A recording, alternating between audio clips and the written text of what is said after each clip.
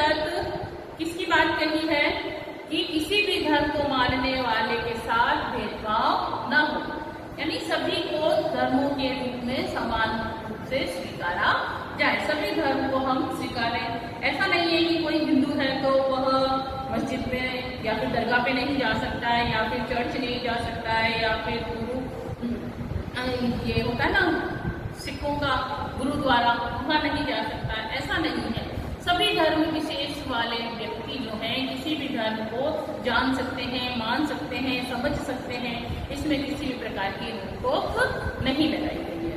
तो अगर हम धर्म और धर्म निरपेक्षता की बात करते हैं तो धर्म निरपेक्षता से सीधे रूप में एक ही अर्थ निकलता है, वह है अपने धर्म को विशेष न मानते हुए सभी धर्मों का समान आदर करना, समान समझना, सभी को एक रूपता से देखना, कि अपने धर्म विशेष को उच्च नहीं मानना है, उसको आगे की तरफ नहीं कि हमारा धर्म विशेष ही सबसे बड़ा है, ऐसा नहीं है। यहाँ सभी धर्मों को क्या माना गया है, समान माना गया है। भारत बहुधर्मों का देश है, यहाँ पर बहुत से धर्म के लोग रहते हैं, कोई ऐसा नहीं है कि सिर्फ एक ही धर्म के लोग रहते हैं, बहुत धर्मों के लोग रहते हैं। यहाँ पर धर्म अलग है, मत अलग है, अलग अलग अनुयायी हैं मतों को मानने वाले, तो धर्म निरपेक्षता की बात करता है, सभी को समान मानने की बात करता है।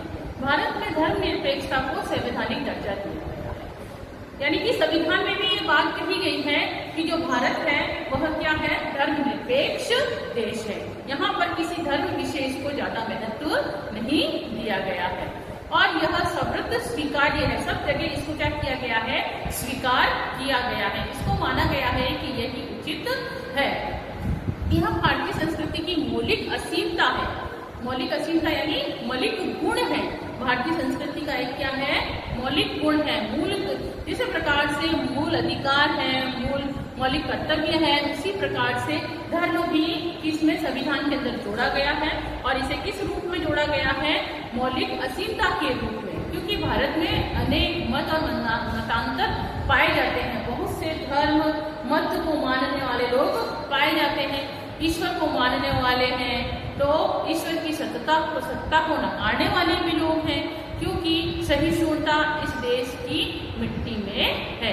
इसमें ऐसे बहुत से लोग हैं जो, कई लोग तो ईश्वर की स्वरूप को स्वीकार करते हैं और कई लोग जो हैं ईश्वर के स्वरूप को स्वीकार नहीं करते हैं। कई आस्तिक लोग भी हैं तो कई नास्तिक भी है। तो इसी कड़ी के अंदर एक छोटा सा जो संस्कृत में दोहा है, दोहा कह सकते हैं या फिर हम इसे एक पंक्ति कह सकते हैं कि एक सत विप्रा बहुधा वदन्ति, एक सत विप्रा बहुधा वदन्ति। इसका तात्पर्य है कि भारतीय दर्शन मूल रूप से एकांतवादी है, लेकिन वर्तमान में यह अनेकावादी देश बन गया है। पहले भारत का जो स्वरूप था प्राचीन काल में अगर हम जाएं तो वहां सिर्फ एकांतवादी ही दिखता था, एक मत ही दिखता था, लेकिन आज वर्तमान समय में अनेकावादी देश की बात कही गई है। इस देश का जो जीवन धारा प्राचीन काल से ही कर्म से प्रभाव में रहते हुए सांप्रदाय से नहीं जुड़ी है, यानी कि प्राचीन काल से ही बहुत से ऐसे लोग थे जो कि धर्म को आगे बढ़ाने में उन्होंने अपना सहयोग दिया। इसी जीवन धारा के निर्माण में सभी धर्मों व विश्वासों का योगदान रहा है। सांप्रदायिकता एक तरह की नहीं होती है, अलग अलग तरह की सांप्रदायिकता की भी बात कही जाती है। तो दूसरी तरफ सांप्रदायिकता पनपने लगती है जो राष्ट्र निर्माण के लिए अत्यंत घातक होती है। अब आप पूछेंगे सांप्रदायिकता क्या होती है? सांप्रदायिकता होती है जो कि अपने धर्म विशेष को उच्च माने और दूसरों के अंतर्गत दूसरे धर्मों को उचित स्थान न दे। तो अगर जिस देश के अंतर्गत सांप्रदायिकता दिखने लगती है, इस प्रकार की भावनाएं दिखने लगती है, तो वह राष्ट्र के निर्माण में क्या हो जाता है, एक बहुत ही बड़ा प्रश्न हो जाता है कि ये राष्ट्र का निर्माण जो है वो सभी लोगों के लिए समान रूप से नहीं हो रहा है। तो सांप्रदायिकता के गुण नहीं होने चाहिए और किसके गुण होने चाहिए, धर्मनिरपेक्षता के गुण होने चाहिए। प्रकार से हम आज का जो समय है, जिस प्रकार से हम सांप्रदायिकता की बात कही जा रही है वह विभाजनकारी है। सांप्रदायिकता की बात कही जा रही है तो सांप्रदायिकता के अंतर्गत अपने धर्म विशेष को उच्च मानने की बात कही जा रही है, जो कि क्या है, गलत है, जिसको हम स्वीकार नहीं करना चाहिए। और जीवन की जो धारा है वो प्रदूषित होती जा रही है। हमने धार्मिक कारणों से हमारे प्राचीन जीवन मूल्यों को त्याग कर विभाजनकारी प्रवृत्तियों को बलवती कर दिया है। कि बहुत से ऐसे धार्मिक कारण हैं जिनके कारण जीवन मूल्य क्या हो रहे हैं, उनको तो हमने छोड़ दिया है और विभाजनकारी प्रवृत्तियों को क्या कर लिया है, अपना लिया है। तो यह होती है धर्म और धर्मनिरपेक्षता, जिसके अंतर्गत सांप्रदायिकता जो है एक बहुत ही गलत रूप से, अगर हम उसको सपोर्ट करते हैं तो वो गलत रूप से देश के विभाजन में बहुत बड़ा योगदान बन सकती है। इसीलिए हमको चाहिए, राष्ट्र के सभी नागरिकों को चाहिए कि वह धर्मनिरपेक्षता की बात करें, न कि धर्म सांप्रदायिकता की। सांप्रदायिकता क्या करती है, तोड़ने का कार्य करती है, जबकि धर्मनिरपेक्षता जो है व्यक्ति को आपस में जोड़ने का कार्य करती है। एक व्यक्ति दूसरे व्यक्ति के धर्म को जाने समझे और उसके बारे में अपने विचार दे, वही धर्म निरपेक्षता। नेक्स्ट हमारा पॉइंट है, फिफ्थ पॉइंट है धर्म और नैतिकता।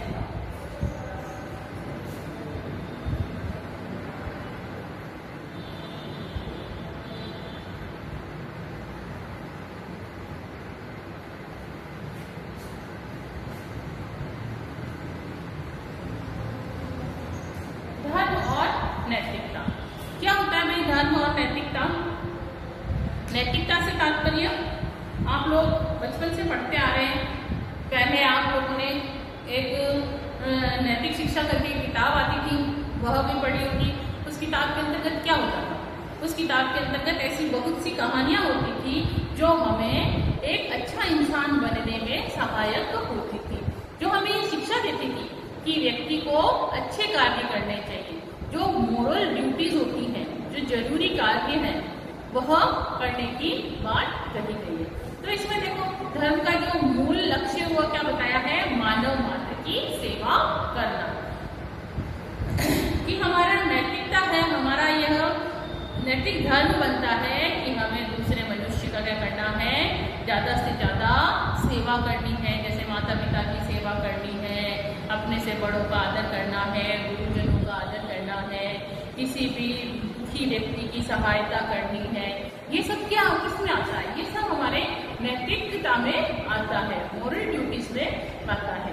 धर्म का मतलब है अच्छा आचरण करना, करुणा होना चाहिए व्यक्ति के अंतर्गत, शील और अहिंसा पर बल दिया गया है।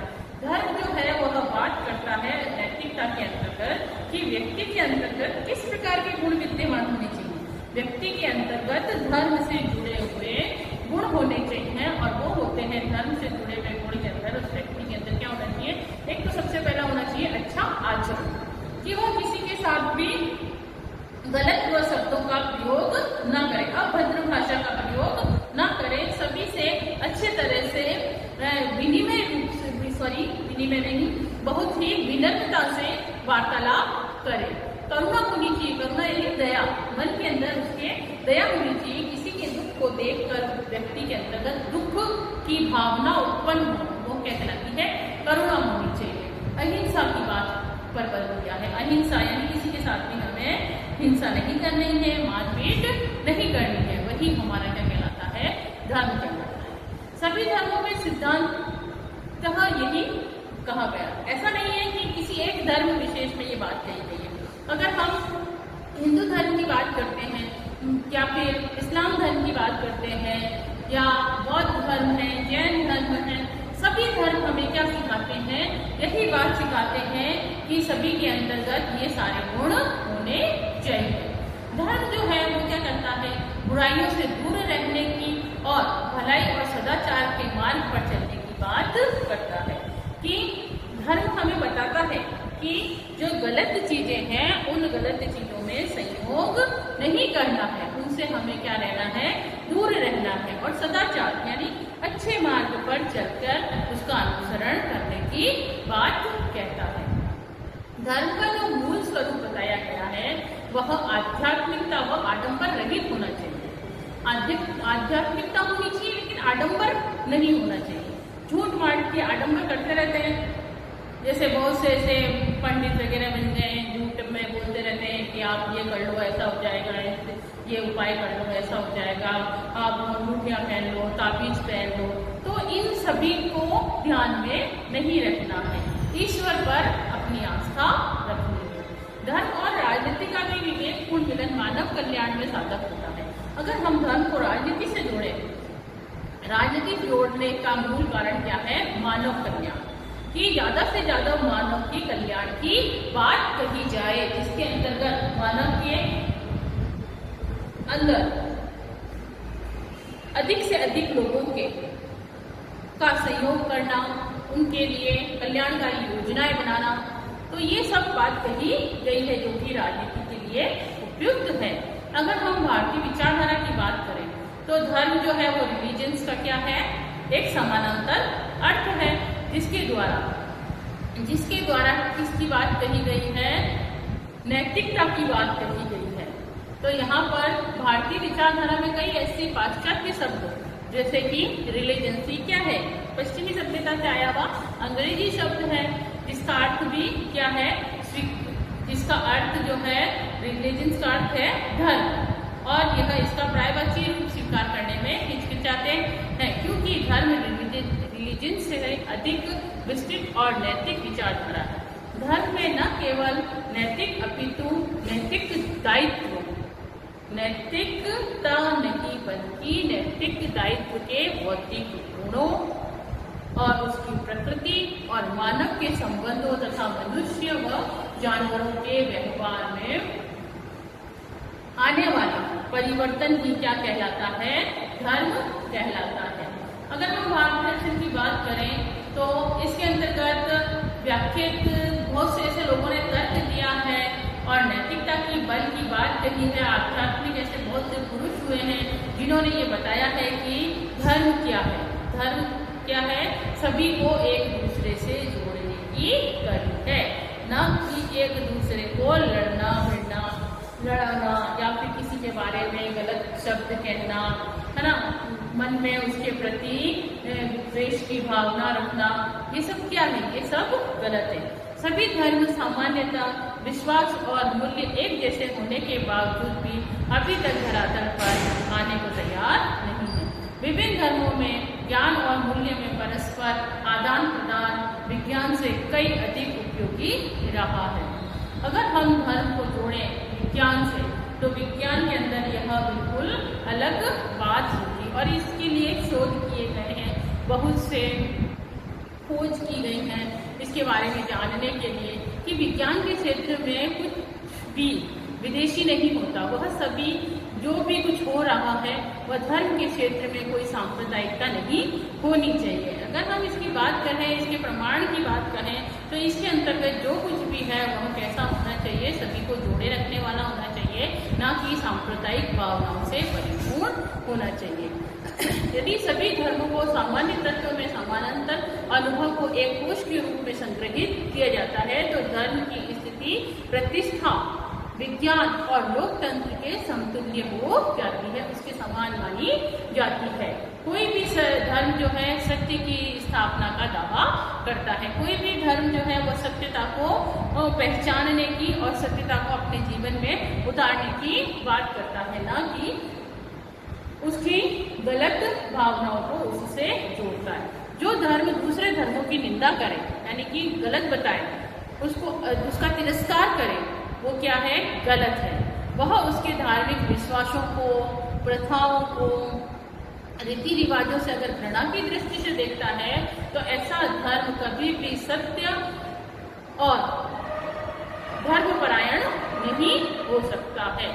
जो यह बात करता है, किसी भी धर्म के रीति रिवाजों को गलत बताता है, उनके धर्म में विश्वास नहीं करता है, तो वह धर्म क्या है?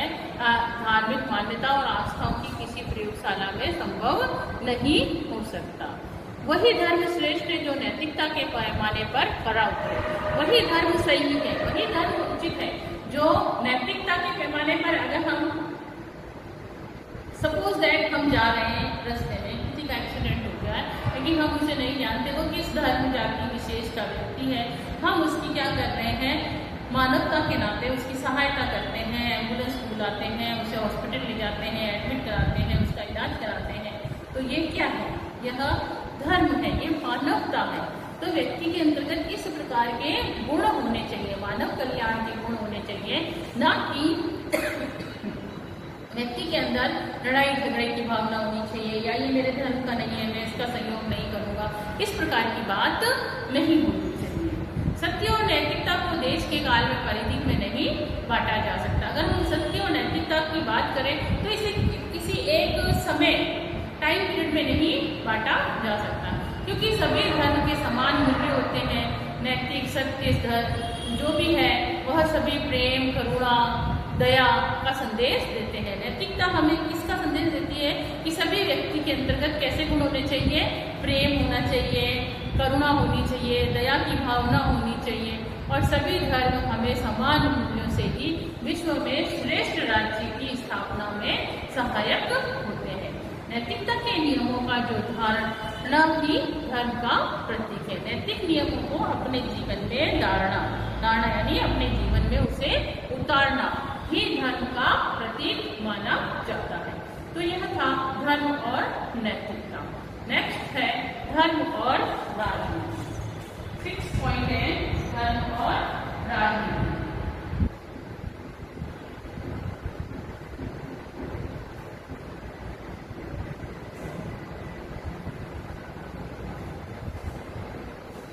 इसके अंतर्गत धर्म को राजनीति से जोड़ते हुए क्या बात कही गई है, तो देखिए धर्म और राजनीति और धर्म ये दोनों के अंतर्गत एक गहरा संबंध रहा है।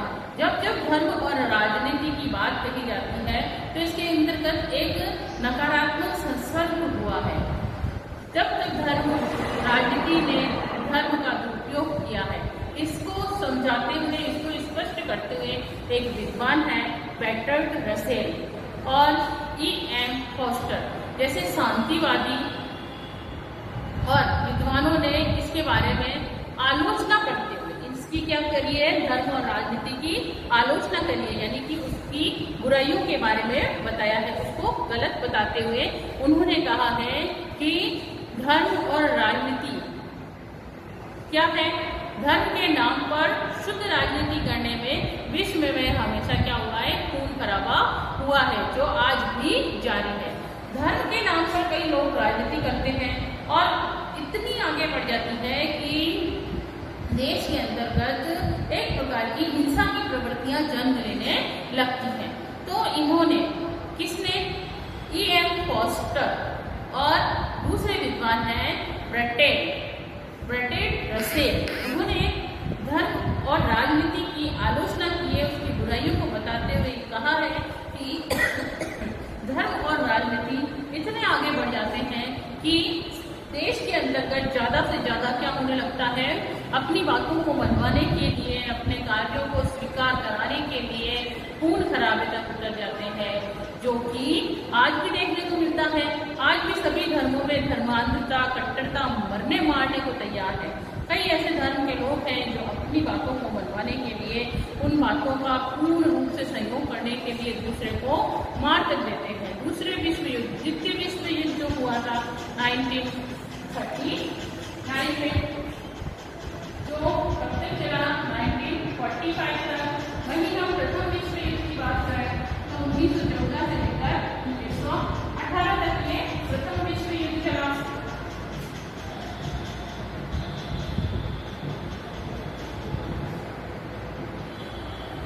और ये द्वितीय विश्व युद्ध है।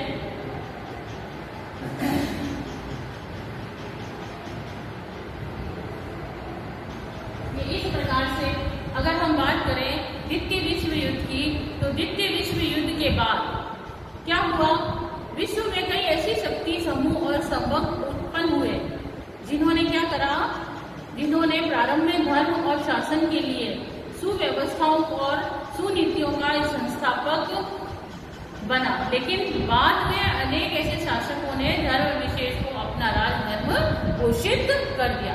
शुरुआत में तो ये बहुत एक अच्छी सी व्यवस्था, एक अच्छी सी नीति बनाने के लिए आगे बढ़ा, लेकिन लेकिन बाद के अंदर कई ऐसे शासक हुए जिन्होंने इसको एक राजधर्म के रूप में घोषित कर दिया और अपने अनुयायियों की संख्या बढ़ाने की बात कही कि ज्यादा से ज्यादा अपने धर्म विशेष को आगे बढ़ाने के लिए ज्यादा से ज्यादा अनुयायियों को इससे जोड़ने की बात कही गई। वहीं इसके धर्म की आड़ के अंदर बहुत से युद्ध भी हुए। इस्लाम, ईसाई, यहूदी और हिंदू धर्म से पृथक हुए कुछ वर्गों ने शक्ति की आड़ में अपनी मान्यताएं, अपने धर्म के विस्तार का कार्य अनेक देशों में परस्पर युद्ध करके ही पूर्ण किए हैं। लगभग 2000 वर्ष पहले का अगर हम इतिहास को देखें और जानें तो हमें पता चलेगा कि ऐसे अनेक बार रक्त रंजित हुआ। रक्त रंजित यानी ऐसा बहुत बार ऐसे युद्ध हुए जिन्होंने बहुत से लोगों को क्या कर दिया, मार दिया। और 20वीं शताब्दी के उत्तरार्ध में तो धर्म आधारित युद्धों पर कुछ हद तक विराम अवश्य लगा, किंतु धार्मिक श्रेष्ठता सिद्ध करने के लिए धर्म की आड़ में आतंकी गतिविधियां भी बढ़ गई हैं। आप देख रहे हैं आतंकवाद आजकल बहुत ज्यादा दिखाई देता है।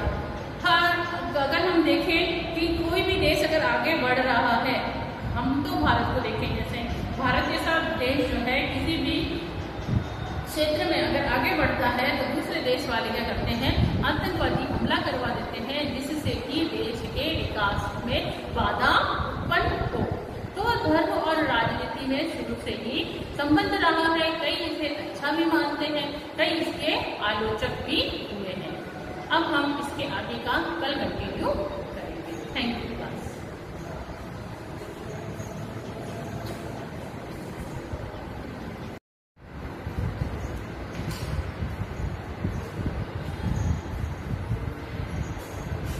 धर्म और राजनीति के अंतर्गत अगर हम आगे बात करें तो इसके अंतर्गत जो राजनीति का मूल तत्व है वह है नीति अनुसार राज्य करना। कि व्यक्ति की जो नीति है, जो उसने नीति का अनुसरण किया है, उस नीति के अनुसार क्या करना है, राज्य करना। नीति वह है जो नैतिक मूल्यों और श्रेष्ठ धार्मिक मान्यताओं द्वारा पोषित होता है। जो व्यक्ति के अंतर्गत उस प्रकार की नीति का प्रयोग करना चाहिए उसे, जो कि उसके नैतिक मूल्यों और श्रेष्ठ धार्मिक मान्यताओं पर बल देती है। अच्छी से अच्छी धार्मिक मान्यताएं होनी चाहिए, श्रेष्ठ जो सही है उस प्रकार की धार्मिक मान्यताएं होनी चाहिए। एक ऐसे संगठन जिनका गठन जातीय और धार्मिक आधार पर हुआ है, ऐसे समूहों में विश्व राजनीति ने अत्यंत घातक राजनीतिक और सामरिक समीकरण प्रतिस्थापित किए हैं, जिनमें विश्व शांति के लिए खतरा उत्पन्न हो जाता है। अगर हम 21वीं शताब्दी की बात करें तो समाज में ऐसे बहुत से वर्गों को जन्म दिया है जो कि धार्मिक कट्टरता से ग्रस्त है, परेशान है। वो धार्मिक कट्टरता का गुण उनके अंदर फुट फुट कर भरा है। जो ऐसे लोगों की भी कमी नहीं है जो धार्मिक कट्टरता के विरुद्ध प्रतिक्रिया कर रहे हैं, अपनी क्रिया के रूप में बता रहे हैं, प्रतिक्रिया कर रहे हैं, उसके अंदर कार्य कर रहे हैं कि यह जो है धार्मिक कट्टरता जो है वो गलत है। कट्टरता से प्रभावित लोगों में एक उदार सहिष्णुता भावना उभर कर सामने आई है, जो कट्टरवाद का घोर विरोध करती है। वह इसको मानती ही नहीं है। हालांकि कभी कभी कट्टरवाद के विरोध में मानव क्या हो जाता है, द्वेषवादी प्रतिक्रिया कट्टरवाद से भी अधिक घातक साबित होती है। कि व्यक्ति के अंतर्गत कट्टर भावना नहीं होनी चाहिए कि मुझे तो ये करना ही करना है, ऐसा नहीं होना चाहिए। परिस्थितियों के अनुसार व्यक्ति को कभी कभी अपने आप को परिवर्तित भी करना पड़ता है।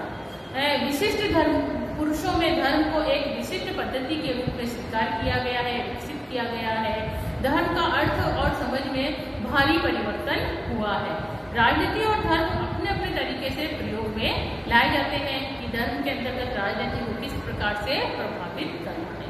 विभिन्न समूहों में आंतरिक बाधाएं उत्पन्न होती हैं जो मनुष्य में परस्पर वैमनस्य यानी उसके प्रति घृणा की भावना उत्पन्न करने और उसके निहित स्वार्थों को पूरा करने के लिए हर युग में होती रही है। ऐसे बहुत से युग आगे भी आए हैं और आगे भी आएंगे, जिसके अंतर्गत व्यक्ति अपने आप को क्या करना है, खुद के निहित स्वार्थों की पूर्ति करनी है, उसके अंतर्गत लगा रहता है।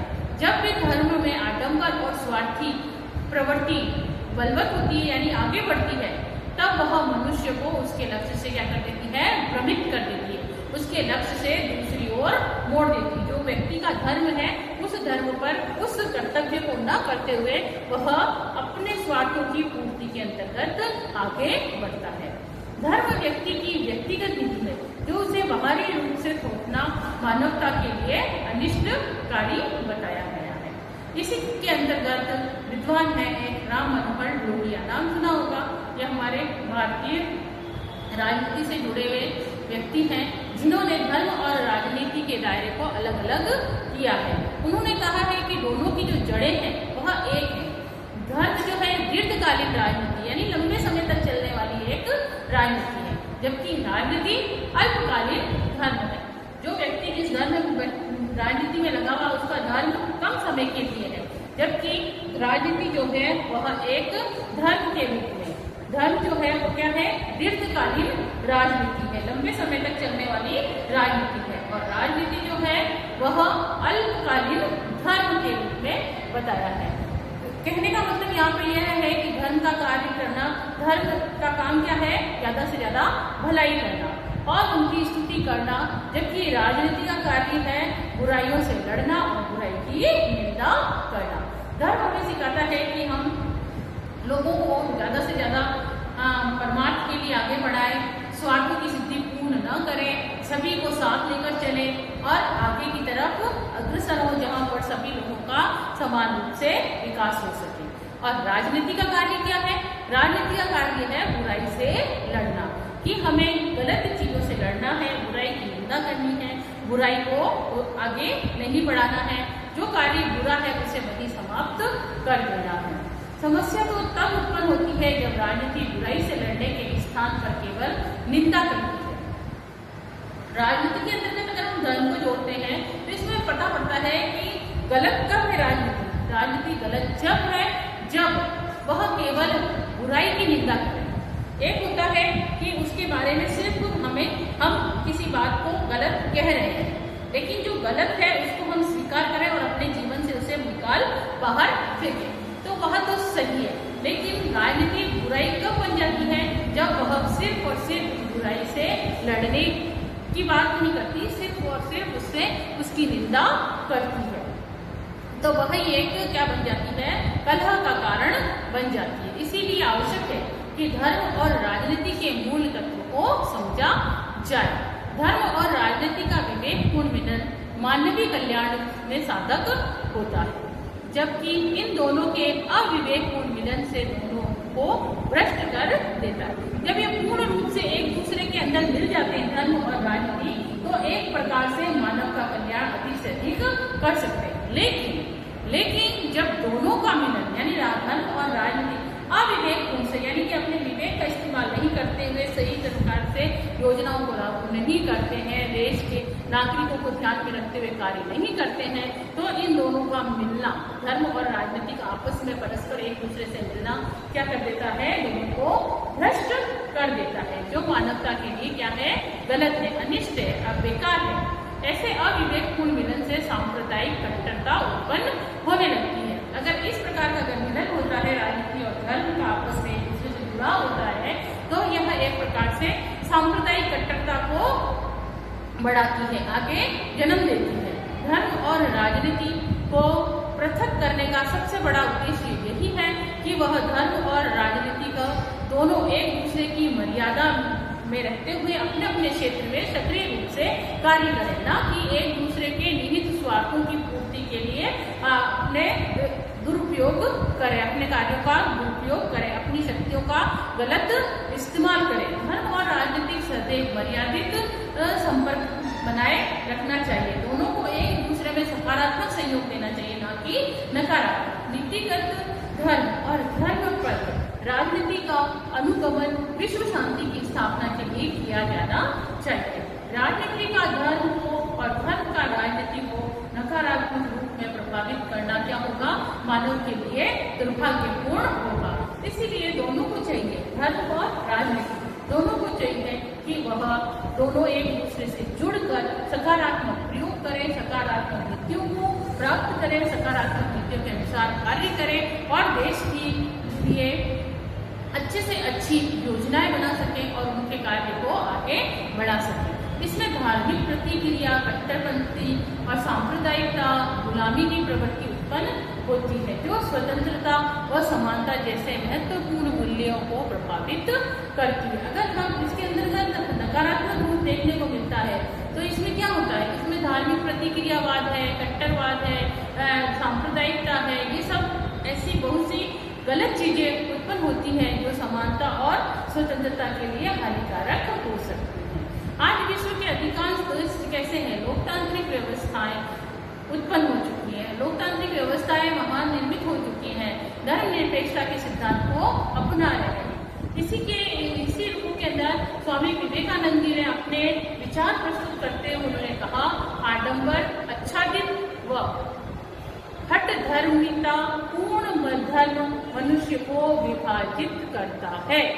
अगर व्यक्ति के अंतर्गत आडंबर है, ज्यादा से ज्यादा हट है अपनी बातें मनवाने का, तो वह मनुष्य को क्या कर देता है, तोड़ देता है, विभाजित कर देता है। जबकि अगर अनुभव से विकसित धर्म मनुष्य को परस्पर जोड़ने का कार्य करता है।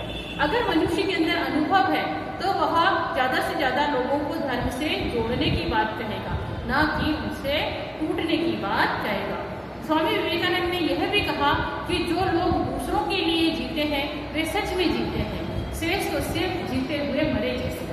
क्या कहा उन्होंने कहा, जो व्यक्ति दूसरों के लिए जीते हैं, दूसरों के भलाई के कार्य करने के लिए अपने जीवन को लगा रखा है जिन व्यक्तियों ने उन कामों में, वही व्यक्ति सच्चे रूप से जीवन व्यतीत कर रहे हैं। जो दूसरों की भलाई के कार्य कर रहे हैं, दूसरों के भले के लिए जीवन यापन कर रहे हैं, वास्तव में वही व्यक्ति अपने जीवन का आनंद ले रहे हैं और जीवन जी रहे हैं। बाकी तो शेष तो कैसे हैं, बाकी जितने भी हैं वह जीते हुए भी मरे समान हैं, यानी जी तो रहे हैं पर उनका जीवन में कोई उद्देश्य नहीं है, उनको आने वाले समय में कोई याद नहीं करेगा। क्यों? क्योंकि उन्होंने कुछ ऐसा अच्छा कार्य किए ही नहीं, लोगों की भलाई की नहीं। अगर हम गलत कार्य करेंगे, किसी को मारेंगे, कूटेंगे और हिंसा करेंगे और उनको अपशब्द कहेंगे तो क्या लोग उनको याद करेंगे? नहीं करेंगे। अगर हम उनके लिए अच्छी योजनाएं बनाएं, उनके लिए अच्छे से अच्छे कार्य करें और उनकी भलाई के लिए कार्य करें तो वह मरने के बाद भी जिंदा रहेंगे।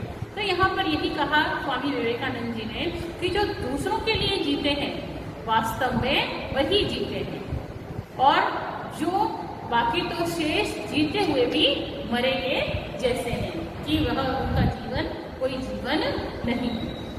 उनके अनुसार व्यक्ति और समाज दोनों परस्पर अनुकूल एकात्मकता का भाव व मानवतावादी दृष्टिकोण धर्म के अनुशीलन से ही संभव है। वह ये बात कहते हैं कि व्यक्ति और समाज के अंतर्गत इस प्रकार का भाव होना चाहिए, एक दूसरे में घुल मिल जाने का। मानवतावादी दृष्टिकोण को उन्होंने धर्म के अनुशील बताया है। उसके अनुशील बताने का मतलब यहाँ पर यह है दोनों का एक दूसरे में पूर्ण रूप से घुल मिल जाना।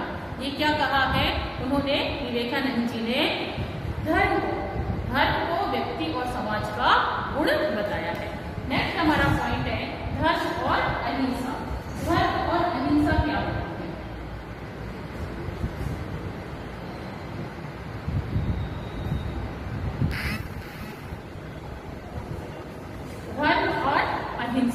धर्म और अहिंसा अटूट संबंध है कि धर्म के अंतर्गत हिंसा नहीं करनी है, अहिंसा का प्रयोग करना है, किसी भी व्यक्ति को मारपीट नहीं करनी है, अहिंसा का गुण अपने अंदर विद्यमान करना है। अहिंसा और धर्म जो है वो दोनों इसका आधार तत्व माने गए। इसका धर्म का आधार तत्व धर्म क्या माना गया है?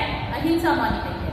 क्षमा, दया, करुणा, सत्य, कर्तव्य निष्ठा, ईमानदारी, ये सब क्या है? इसके आधार तत्व है, अहिंसा के आधार तत्व है। व्यक्ति के अंतर्गत क्या होनी चाहिए? क्षमा की भावना होनी चाहिए। अगर किसी से कोई गलती हो गई है तो व्यक्ति को चाहिए कि वह उसे क्षमा कर दे। दया की भावना रखे अपने मन में, करुणा रखे, सत्य का अनुसरण करे, जो बात सत्य है उसी को स्वीकार करे, न कि गलत बातों को बढ़ावा दे।